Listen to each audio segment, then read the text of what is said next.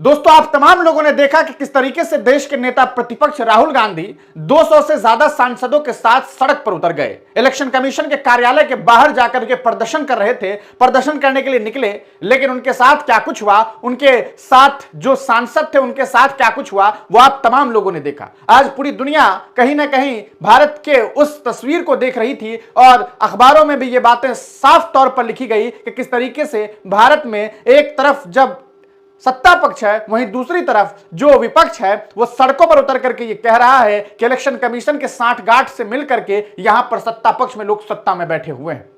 और जब इसके खिलाफ आवाज बुलंद की जा रही है तो पुलिस वाले वहां आकर के इन्हें रोक दे रहे हैं। यही वजह है कि प्रियंका गांधी ये नारा लगाते हुए देखने को मिली। वो ये कह रही थी कि जब जब मोदी डरता है पुलिस को आगे करता है।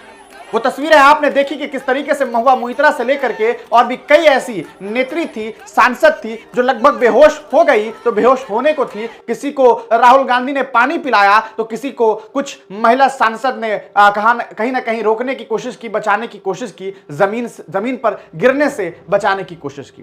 पुलिस वालों ने जिस तरीके से इन तमाम लोगों को अरेस्ट किया वो तस्वीरें कहीं ना कहीं इतिहास में दर्ज होगी कि जब हिंदुस्तान का विपक्ष ये कह रहा था कि इस देश में हुकूमत वोट चोरी करके हासिल की जा रही है, तब किस तरीके से यहां सत्ताधारियों ने प्रशासन का इस्तेमाल किया।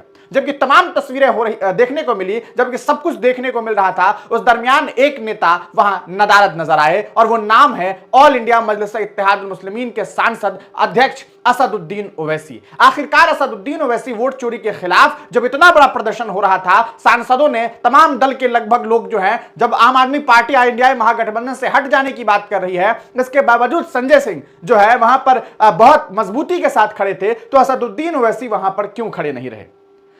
जबकि आप जानते हैं कि असदुद्दीन ओवैसी की पार्टी से औरंगाबाद के सांसद बने इम्तियाज जलील ये कहते हैं, बार बार कह रहे हैं कि इस बार 2024 के लोकसभा चुनाव में उनके साथ धांधली की गई, वोट की धांधली हुई है और यही वजह है कि वो चुनाव हार गए। जब उनके मेंबर ऑफ पार्लियामेंट, उनके पूर्व सांसद ये कह रहे हैं कि भैया हमारे साथ भी यही हुआ, हमारे साथ भी जुल्म हुआ, हमारे वोट को भी कहीं ना कहीं इधर से उधर करने की कोशिश की गई और उसका नतीजा ये हुआ कि हम चुनाव महज कुछ वोटों से हार गए, तो हमें इंसाफ चाहिए। तो आखिरकार उस पार्टी के सदर अध्यक्ष असदुद्दीन ओवैसी खुद गाड़ी चला करके आज सदन क्यों पहुंचे, आज वो उस प्रोटेस्ट में शामिल क्यों नहीं हुए? यह सवाल लोगों के जहन में है, लोगों के मन में है। ये ठीक है कि असदुद्दीन ओवैसी के साथ इंडिया महागठबंधन जो है वो गठबंधन करने के लिए बिहार में तैयार नहीं है, लेकिन ये बात तो उनके अपने नेता की भी थी, ये बात तो इस देश के तमाम लोगों के लिए है। क्या असदुद्दीन ओवैसी ये मानते हैं कि वोट चोरी जैसी कोई चीज नहीं होती? अगर वो ऐसा मानते हैं तब तो ठीक है, लेकिन अगर उनके नेता इम्तियाज जलील ये बार बार कह रहे हैं कि उनके साथ भी वोट चोरी हुई है, तो फिर असदुद्दीन ओवैसी साहब इस प्रोटेस्ट में क्यों शामिल नहीं हुए? ये सवाल लोगों के जहन में है। आपको क्या लगता है कि ओवैसी साहब ने ऐसा क्यों किया होगा? अपनी राय कमेंट सेक्शन में जरूर लिखिएगा।